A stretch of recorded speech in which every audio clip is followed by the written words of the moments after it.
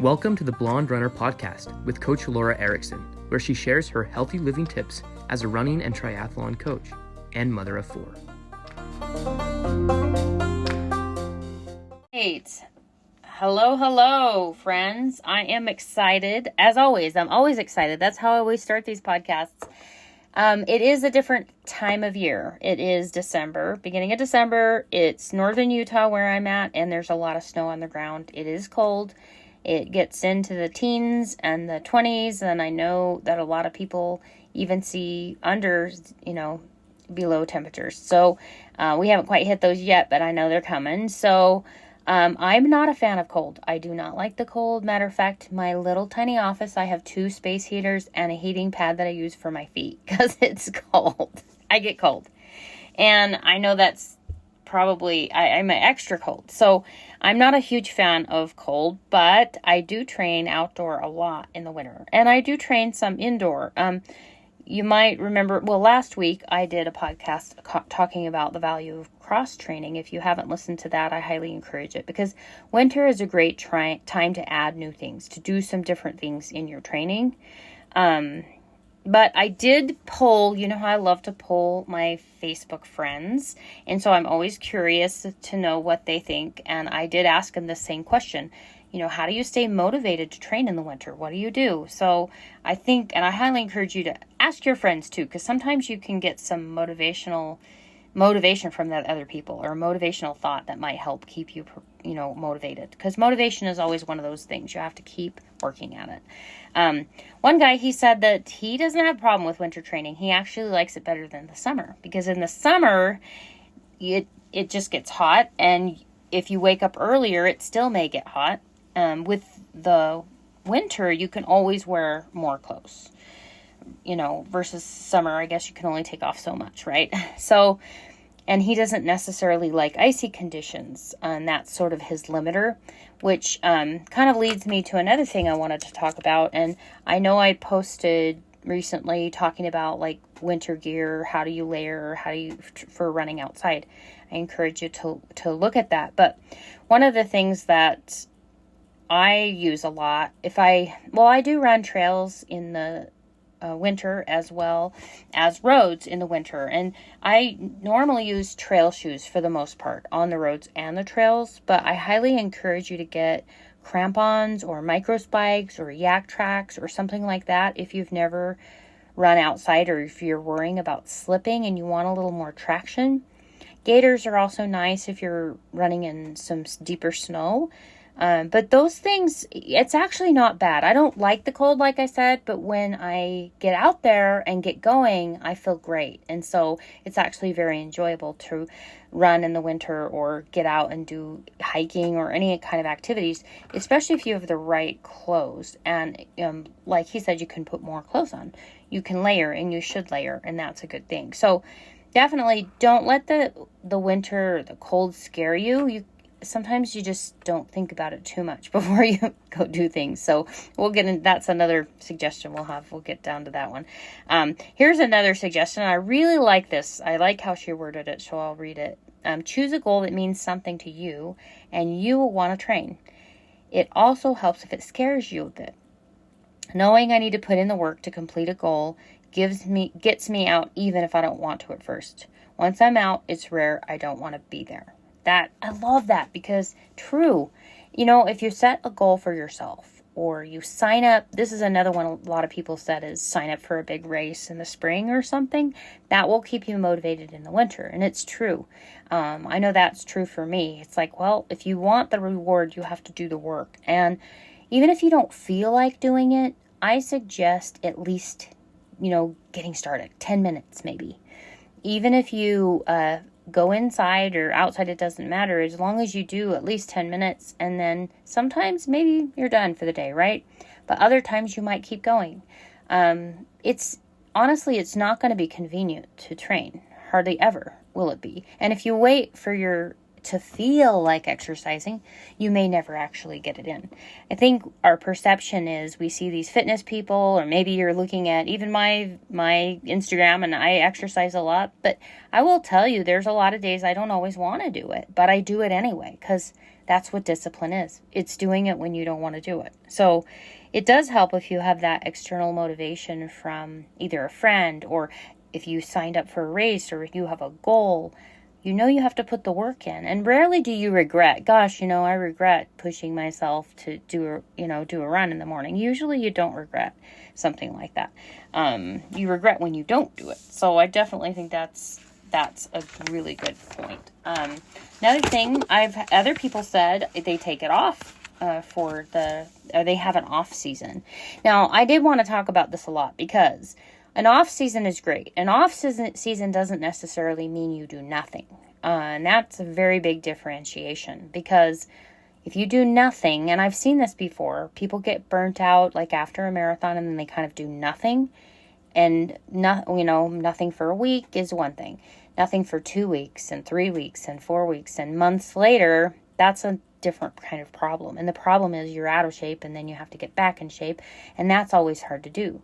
So it's best so an off season, to me, I like to call it maintenance mode. So, what does maintenance mode look like? And everybody's maintenance mode may be different. But like I said at the beginning, I think if you do things that are like cross training, or do something different than you've been used to doing, or if you're primarily a runner, maybe this is a time to do some more weight training or yoga, or trying a different, like a Pilates class or something you've never done before.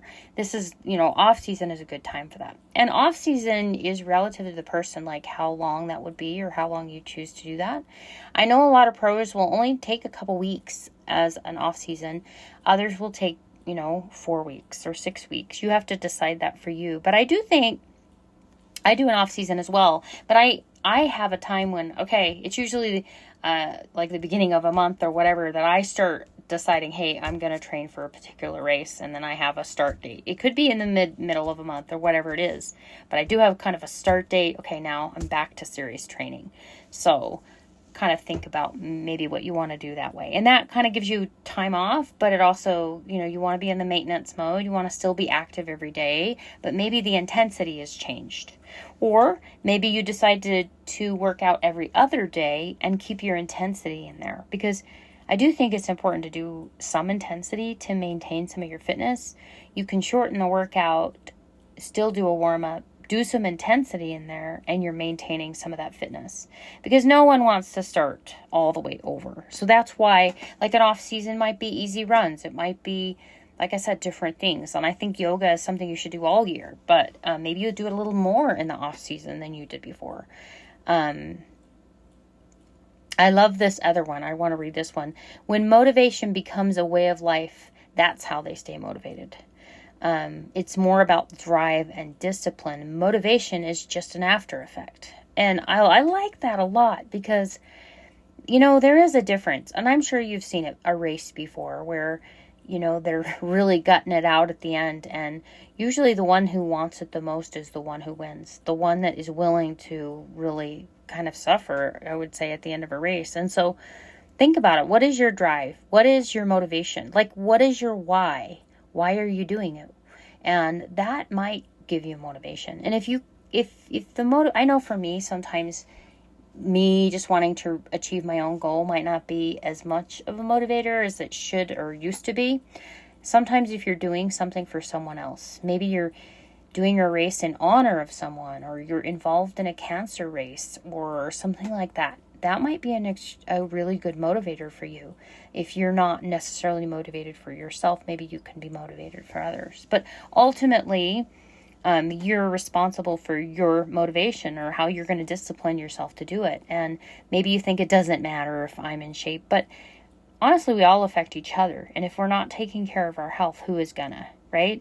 And if we're not taking care of our health, if you think that it won't affect anyone else, you're wrong. It's going to affect someone. If you have a heart attack, that will affect a lot of people. So definitely think of that. Think about that. So yeah, motivation is an after effect of drive and discipline. Think about that. That's a really good point. I liked what he had to say there. Another person stays motivated because they have an indoor track available. And I thought that's a really good one. Not everyone wants to be on the ice. Maybe they don't even feel comfortable with crampons on their shoes. Treadmill is an option. Some people call it treadmill. I actually think it can be very beneficial to training. If you have bathroom problems, it allows you to work out and stop when you need to. If you are coming back from an injury, it also allows you to stop when you need to, and you're not having to try to get back home. So treadmill can be very effective. The elliptical can also, stair stepper, a lot of great machines can be great to use. One thing I would consider is if you have a fan on you or something, you can get dehydrated quickly. You may also consider the temperature difference. Like sometimes when I'm outside, I don't get hot like I do inside. I am dripping sweat. I'm really hot on a treadmill. So that's something to consider. Winter, I see more dehydration. The air, especially in Utah where all the snow's on the ground, the air is incredibly dry. So making sure you're staying hydrated is key. That'll make you feel better. If you feel better, you're going to be a lot more motivated, right? So another one put move to Arizona or southern Utah. I would say yes. Yeah, that sounds very motivating. It is nice to have drier roads to train in. But if that's, not realistic or it's not going to happen, then we have to deal with what we have to deal with. And we can complain about it, or we can either find problems or we can be part of the solution, right? We can figure out the solution. So that would be awesome if we have that. But, that does bring up a point. What about visiting a friend that lives in an area? Like I know southern Utah for me is about a 5-hour drive, 4.5-5-hour drive, but I can go down there and visit people I know and do a ride periodically. That's actually very motivating. That's really nice. Or going somewhere warm for a little bit is really, really nice. Vacation. Yeah, totally go on a vacation. That will help. But exercise. Healthy people go on vacations and still exercise. So throwing that out there. Another person. So this again was when I asked them, how do they stay motivated in the winter? He said, looking at myself naked in the mirror. I said, that's really motivating for some people. That is the truth though, in some ways. Winter is an easy time to put on weight because we can hide it, right? We've got a big old bulky sweater. No one can see.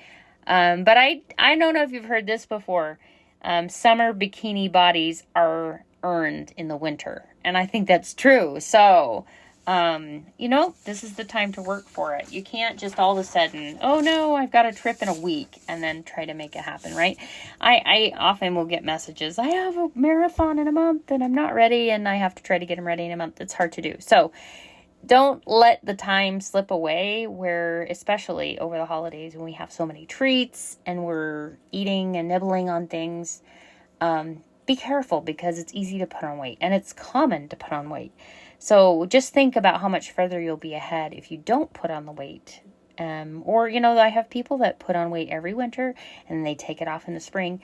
And if that makes you happy, great. But if you want to be a little more ahead in the spring, try to do a little bit better with your eating. Maybe record it. Maybe I find a lot of people just nibble. That's the thing. Or they have so many rich treats like fudge and things like that in the winter. So just be mindful because everything you have, every healthy choice matters. It does. And I think we really fool ourselves when we say, oh, it doesn't matter. I'm just going to have a cookie, or one cookie turns into two, or I'm going to have a nibble of this and that. And you do that all through the day and you're adding quite a few calories.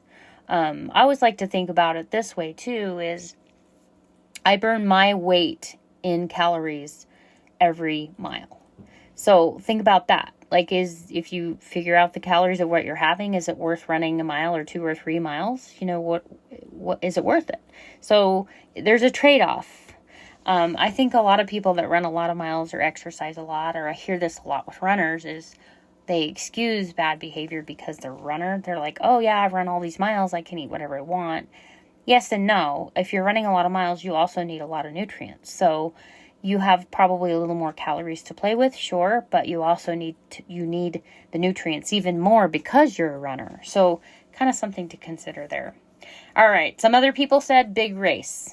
So that was actually really common, is having a big race to train for in the spring to keep you going in the winter. You have to kind of determine what keeps you motivated. Can you train on your own? Can you discipline yourself? Or do you need to meet up with friends? But I say be proactive. If you know that, hey, I need to have that accountability, I need to meet up with a friend because I'll go. Otherwise, I'll just sleep in, right? Then set that appointment. And if you're not a flaky type person and that's motivating to you to get up and you'll go and you're not going to flake out on your friend, then that's a good thing for you. And so set that up. That'll keep you motivated. And, it's interesting, but motivation kind of begats more motivation. It's like eating right and exercise. If you eat right, then you want to exercise. And if you exercise, you want to eat right. A lot of times it's kind of this snowball effect. So, another good idea is setting a walking or running streak goal. So if you've never heard of streaking before, it's not, taking off your clothes. Although there are those people that jump in the freezing cold water in the winter. But a streaking goal is when you're choosing a distance that you do every day and you don't miss a day. For instance, this person said they did at least 1 mile every day from Thanksgiving to Christmas. And that's awesome. You could even extend that. I've known some people that are like on a 7-year running streak where they have to run like 3 miles every day. And they do it. And it really keeps them motivated because even when they're sick, they walk. I mean, they don't, they still get their mileage in. But it does keep you motivated. Another one, these are some other ideas, same person, is Netflix binging while you're on the treadmill. Think about it. If you're a big time movie watcher or you like TV or whatever, think about all the time you spend doing that. And it's just like mindless eating, right? It's better you're not eating, of course. But what if you were just set up your bike in front of the TV and sit there and spin? Even if it's slow, it will prevent you, most likely, you won't be able to eat at the same time. Or even if you are burning calories while you're watching a movie and you really don't feel like you're exercising. It doesn't have to be super intense, right? Or put the treadmill. A lot of people read when they're on the treadmill and, they want to finish their chapter or they want to finish the movie. So those things can be very motivating. I know some of the gyms also have cinema gyms, which are awesome. Another thing is set up some sort of a contest with your friends. Maybe you guys can have some kind of accountability you do with, at the group text, or maybe you can have some kind of award or reward if so-and-so, you track your mileage or use Strava or whatever you want. That can be really awesome too.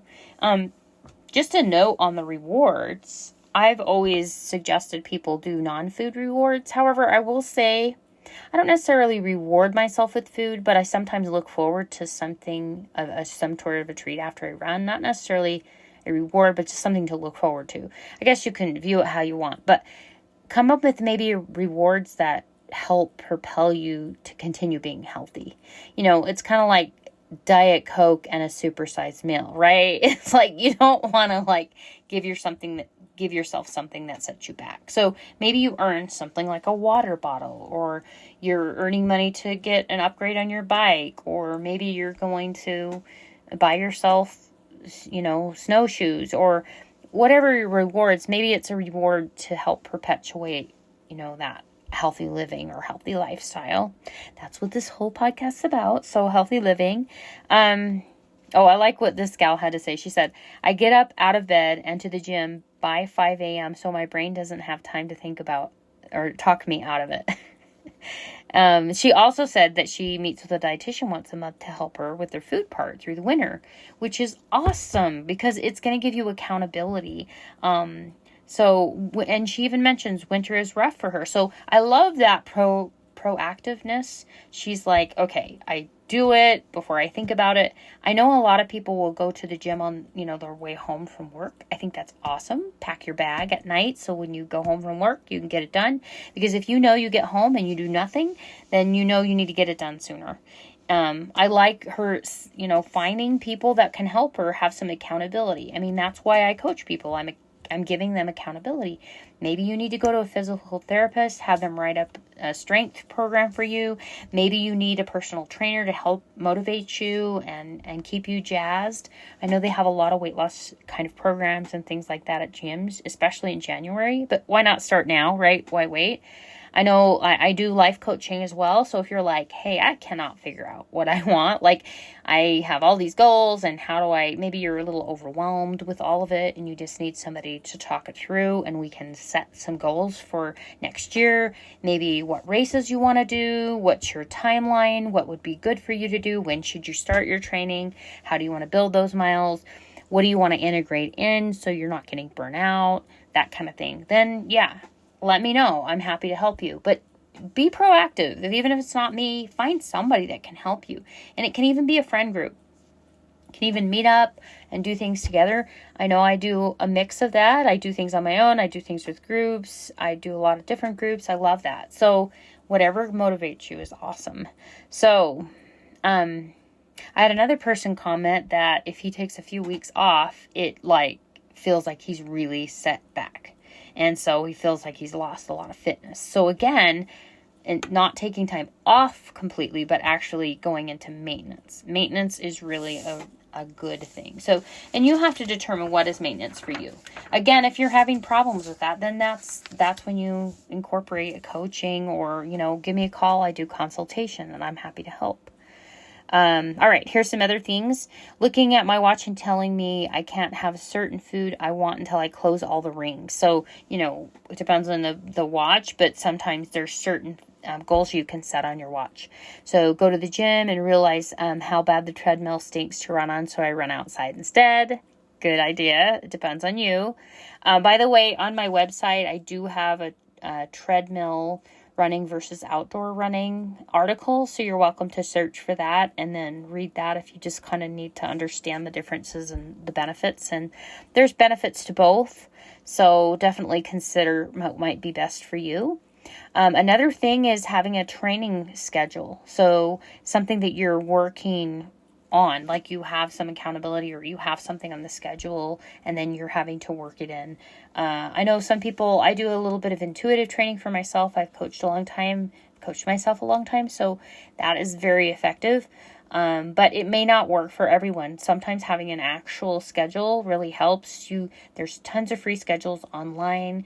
I know if you're involved in the Ogden Marathon, I've written training programs for that. So that will give you structure. There is also an upgrade so you can get some more help. We're going to have Q&A online and we're going to have some other things available there. So that, having running groups, those kind of things can be very motivating in the winter.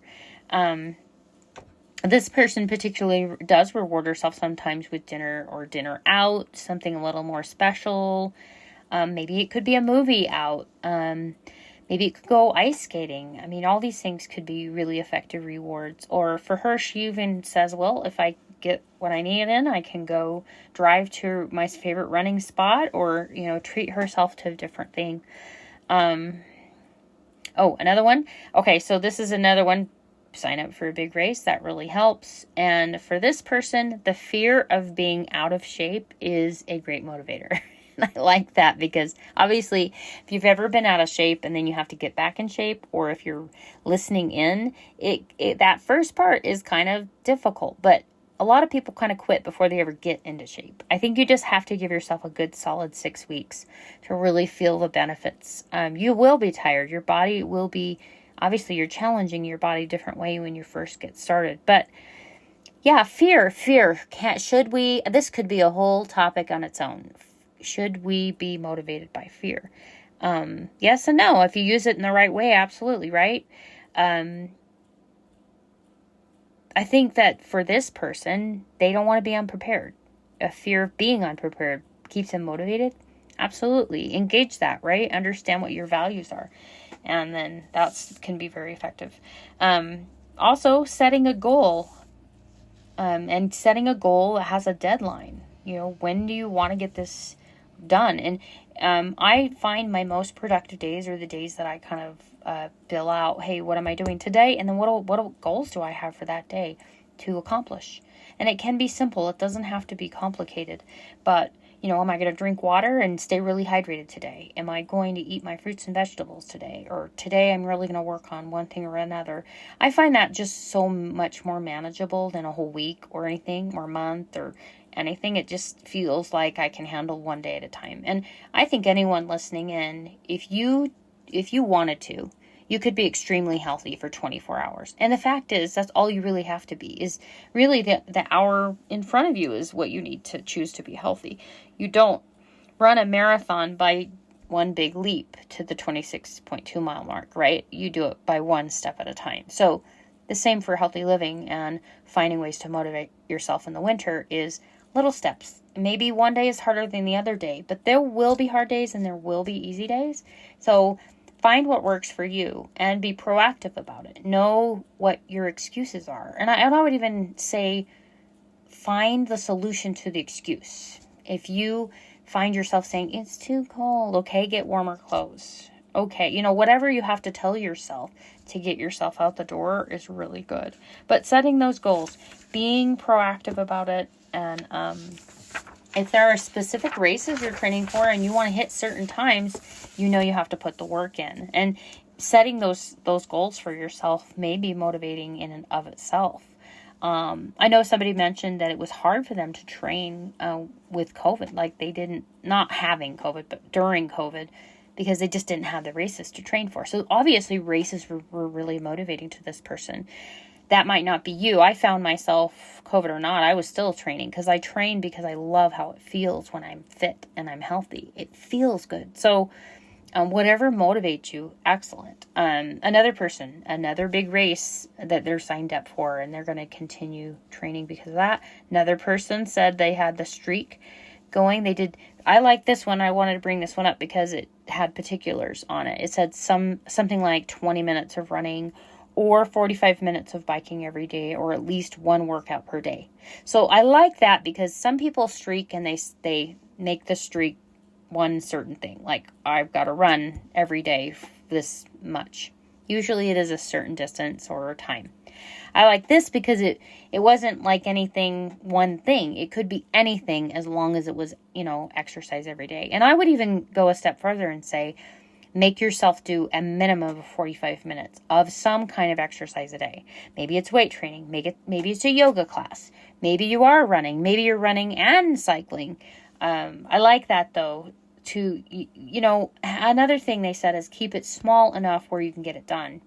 I work with a lot of people that are perfectionists. And so perfectionism can be good, but it also can be hard. A lot of people that have this often have negative self-talk, and that's a whole nother, I can definitely help you if you have problems with that. And I know it too well because I've had my own struggles there.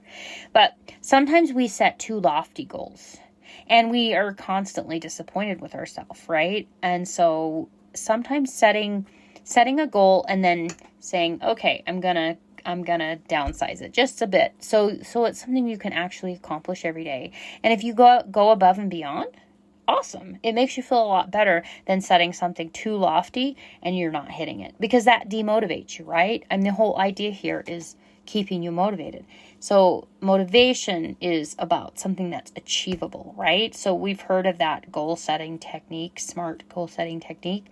We want to make sure and engage that. And if you don't know about that, I do have that on my YouTube and you can look that up. But definitely a common technique for setting goals. But you do want to make them attainable. You want to make them realistic. You want to make them time bound. Those are very helpful for you. So, the idea is to stay motivated. We are heading into the new year. So choosing goals, and I don't think we have to wait till January 1st to start our goals. It's kind of like, diet goals when people are like, I totally blew it today, so I'm just going to eat like crap the rest of the day and I'll start over tomorrow, right? Well, we're just setting ourselves back more. If you realize I am eating like crap mid-bite, right? Stop, throw it away, put dish soap on it in the trash so you don't get it back out, right? And be done right then. Don't wait till the next day to start. You don't have to wait till January 1st to start New Year's resolutions. Matter of fact, I challenge you, after you're done listening to this podcast, write down one goal that you're going to do that day, today, the rest of the day, today. Don't wait. There's no sense in waiting. But be thinking what other goals. Maybe you have loftier goals, but breaking them down into manageable pieces. If you're not sure, then have somebody help you do that. So, yeah, another person said, the more I train, the hungrier I get. There's tasty food around during the holidays, so it's a win-win. And that's true. If you work out more, you can eat more. But again, it's that nutrient thing. Making sure we're not justifying eating badly all the time or going overboard on it, and being aware of portion control, and then also becoming aware of our excuses. You may even go the extra step and write them down. Like, what are you telling yourself when you talk yourself out of exercise? What are you doing? What are you saying? And then what can you say back? So you've got to take that next step of saying, hey, oh, it's cold. Okay, we'll get warmer clothes or go a different time, right? You have to find what's that next step. So you can't stop there. Training plans certainly help. So these are some of the ideas. I appreciate all those people that contribute or chime in when I ask questions on Facebook or Instagram. It's so nice to hear from you guys and see, we all have these struggles. Winter can be hard. So, and I think we all need motivation, and motivation is like water in your hands. It evaporates and it slips through the cracks. So you have to have a constant source kind of streaming in. So think about that. Hopefully that was helpful for you. If you have other ideas, certainly send them my way, and appreciate you listening, and have a great day until we see you again. Thank you for joining me for this episode of the Healthy Living Podcast. Be sure and check the show notes for resources or links that we mentioned in the show. You can also find them on my website at blonderunner.com. BLONDERUNNER.com. You can also find me on Instagram at The Blonde Runner with an E, and Coach Lora Erickson, and that's Lora. Before you forget, I hope that you will follow this podcast and like it so you don't miss an episode. Also, it really helps if you leave a review so other people can find it, and share it with your friends. Until next time, live well.